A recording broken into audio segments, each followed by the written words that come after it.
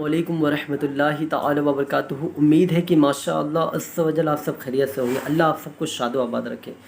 میں ویڈیو عید الاضحیٰ کے حوالے سے بنا رہا ہوں کیونکہ عید الاضحیٰ بہت قریب ہے۔ الحمدللہ عز و جل اب 2 سے 3 دن کے بعد عید الاضحیٰ آ جائے گی۔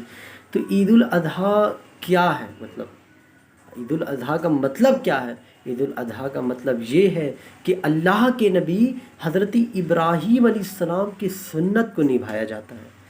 جیسے ہی اللہ کے نبی حضرت ابراہیم علیہ السلام کو خواب میں دکھایا گیا کہ آپ کو اللہ کی راہ میں قربانی دینی ہے، تو صبح 100 اونٹ قربان کر دیا۔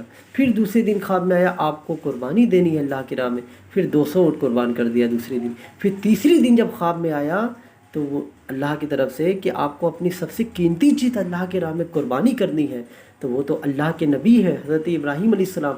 وہ سمجھ گئے کہ میرے لیے میرا قیمتی اسماعیل ہے، میرا لپِ جگر میرے لیے سب سے قیمتی، کیونکہ ان کو بڑھاپے کی شدت میں، بڑھاپے کے حالات میں ان کو اولاد ہوئی تھی، تو اسماعیل سے بڑھ کے ان کے لیے کوئی قیمتی چیز نہیں تھی۔ تو وہ اللہ کا حکم تو ٹال سکتے نہیں تھے کیونکہ وہ اللہ کے نبی ہیں ابراہیم علیہ السلام، جن کی درود شریف میں بھی ان کا نام آتا ہے۔ تو ابراہیم علیہ السلام اپنی اہلیہ سے کہنے لگے کہ آپ اس سے اچھا لباس پہنا دیجئے، خوشبو عطر سرما سب لگا دیجئے، ہم اپنے دوست کے ہاں دعوت پہ لے جا رہے ہیں۔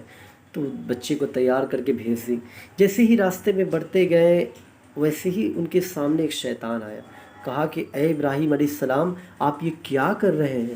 ایک خواب کی وجہ سے آپ اپنے لپِ جگر نور نظر کو اللہ کے نام میں قربان کر دیں گے؟ ایک خواب کی وجہ سے؟ مگر اللہ کے نبی حضرت ابراہیم علیہ السلام نے کہا کہ اے شیطان میرے رستے سے ہٹ جا، تو وہاں سے ناکامیاب رہا شیطان۔ پھر وہ حضرت اسماعیل علیہ السلام کے پاس آیا، کہا کہ اسماعیل علیہ السلام آپ کو پتہ ہے کہ آپ کے ابو آپ کو کہاں لے جا رہے ہیں؟ ہاں پتہ ہے، مجھے دعوت میں لے جا رہے ہیں۔ نہیں، آپ کو دعوت میں نہیں لے جا رہے ہیں، وہ آپ کو قربانی دینے کے لیے لے جا رہے ہیں، اللہ کی راہ میں قربان کرنے کے لیے لے جا رہے ہیں۔ تو حضرت اسماعیل علیہ السلام نے کہا سائڈ ہٹ جا، کیونکہ میری خوش نصیبی ہے کہ میں اللہ کی راہ میں قربان ہوں گا، میری یہ سب سے بڑی خوش نصیبی ہے۔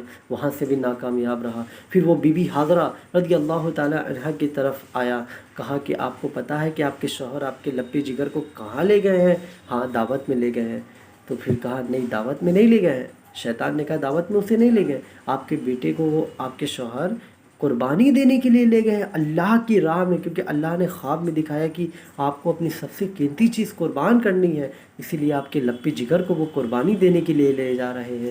پھر ویسے ہی بی بی حاضرہ رضی اللہ تعالیٰ عنہ نے 7 کنکر اٹھا کے اس کو مارا شیطان کو کہ ہٹ جا، تو وہاں سے بھی شیطان ناکامیاب رہا۔ آج سعودی عرب جو خانہ کعبہ میں لوگ جاتے ہیں طواف کے لیے، مطلب حج کے دوران، تو وہاں 7 کنکڑ ماری جاتی ہے ایک پتھر کے اوپر، تو اسی شیطان کو مارا گیا تھا، بی بی حاضرہ رضی اللہ تعالیٰ عنہا نے مارا تھا وہ پتھر۔ آج اسی سنت کو عمل کیا جاتا ہے۔ تو اس لیے وہ جیسے ہی حضرت اسماعیل علیہ السلام کو لٹانے لگے تو اسماعیل نے کہا ابا ایک خواہش ہے میری۔ بولا کہ بیٹا بولیے کیا خواہش ہے؟ کہا کہ ابو آپ ایسا کیجئے کہ اپنے آنکھوں پہ پٹی باندھ لیجئے، ایسا نہ ہو کہ اولاد کی محبت میں آپ اپنے رب سے نافرمانی کرنے لگیں۔ ویسے ہی اللہ کے نبی حضرت ابراہیم علیہ السلام نے آنکھوں پہ پٹی باندھ لی، جیسے ہی گردن پہ چھری چلانے لگے ویسے ہی اللہ نے حکم کیا کہ اے فرشتے جلدی جاؤ، ایک جنت سے ایک دمبا لے کے جلدی جاؤ۔ ابراہیم اپنے منزل میں کامیاب ہو گیا۔ جیسے ہی حضرت ابراہیم علیہ السلام نے چھری چلایا تو وہ جبہ ہو گیا۔ جیسے ہی اپنے روتے حالات میں آنکھ سے پٹی کھولے تو دیکھا کہ اس جگہ پہ اسماعیل نہیں ہے، کوئی دمبا جبہ ہوا ہوا۔ اسماعیل علیہ السلام ان کے بغل میں کھڑے ہیں۔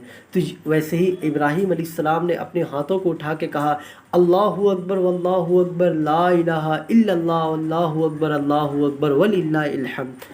مطلب اللہ سے بڑا کوئی نہیں، وہ اللہ ہے، وہ اللہ امتحان لیتے ہیں، اس لیے اپنے امتحان میں کبھی فیل مت ہونا۔ زندگی میں ہم آپ کو سبق دیا گیا کہ جیسے ہی ابراہیم علیہ السلام نے امتحان میں کامیابی پایا، ہم لوگ کو بھی اپنے امتحان میں کبھی بھی مشکل آئے تو مشکل سے پیچھے نہ ہٹیں، اس مشکل کا سامنا کریں، اللہ منزل میں کامیابی دینے والی ہے، تو وہی ذات ہے، وہی اللہ پاک کی ذات ہے۔ تو قربانی کا مقصد یہ ہے، قربانی کا مقصد یہ نہیں ہونا چاہیے کہ دکھاوا، قربانی کا مقصد یہ ہے کہ اس جانور کی 3 حصے کری جائیں، ایک محلے میں بانٹی جائے، ایک بستی کے غریبوں کو بانٹی جائے، ایک حصہ اپنے رکھا جائے۔ مگر آج کے معاشرے میں دیکھا جائے تو ایسا عمل بہت کم لوگ ہی کرتے ہیں۔ کتنے لوگ ایسے ہیں کہ پوری جانور فریج میں رکھ کے کھا جاتے ہیں، یہ نہیں جانتے کہ کوئی غریب لوگ ہیں، پوری سال وہ گوشت کی شکل بھی نہیں دیکھ پاتے ہیں۔ اسی لیے اللہ نے قربانی کا تحفہ دیا کہ غریبوں تک یہ گوشت پہنچ جائے، مگر ایسا عمل بہت کم اب ہوتا ہے۔ ریکویسٹ ہے پلیز آپ سب سے کہ غریبوں تک یہ قربانی کی گوشت پہنچائیں، کیونکہ بہت سے ایسے لوگ ہیں کہ جن کو قربانی کی گوشت نصیب نہیں ہوتی ہے، اور کتنے لوگ کو اتنی گوشت ہو جاتی ہے کہ وہ فریج میں رکھ کے سڑنے لگتی ہے۔ لاسٹ میں کتنے لوگ ایسے جب سڑ جاتا ہے تو پھینک دیتے ہیں۔ پھینکنے کی وجہ سے روڈ پہ اگر اس گوشت کو کتا کھائے گا یا کوئی بھی جانور اگر اس کو ٹچ کر دیا، کتنی بڑی گناہ میں ہم شامل ہو جاتے ہیں۔ اے میرے میٹھے اسلامی بھائیوں، قربانی کا مقصد یہ ہے کہ اللہ کے نبی کی سنت پہ عمل کیا جائے، سنت کو نبھاتے ہوئے ساری کام کو کیا جائے۔ آج کے دور میں ہمارے ہندوستان میں خاص کہ چمڑے کی کوئی قیمت نہیں ہے، 10 روپے 20 روپے میں بھی بہت سمجھیے تو بہت کم ریٹ ہو گئی ہے۔ تو اس وجہ سے مدرسوں کے بچوں کو بہت تکلیف ہو پا رہی ہے۔ مدرسہ لاکھوں لاکھ آتا تھا اس چمڑے کے پیسے سے، آج وہ پیسہ نہیں آ پاتا ہے۔ آپ لوگ سے گزارش ہے کہ آپ لوگ چمڑا دیں مدرسے والوں کو، تو اس کے ساتھ کم سے کم تو 50 روپے ایک چمڑے پہ دے دیں کہ بچے کی علم میں آپ اگر پیسہ دیتے ہیں تو اتنا ثواب ہے اس پیسے دینے میں، کیونکہ وہ بچہ علم دین سیکھ رہا ہے، دین کا پیغام کل پہنچائے گا آگے، تو اس کا ثواب آپ کو بھی تو ملے گا۔ اس لیے چمڑے کی تو اب کوئی قیمت رہی نہیں، چمڑے کی پیسے آپ 50 روپے بھی کم سے کم دے دیں انشاءاللہ۔ السلام علیکم ورحمۃ اللہ تعالیٰ وبرکاتہ۔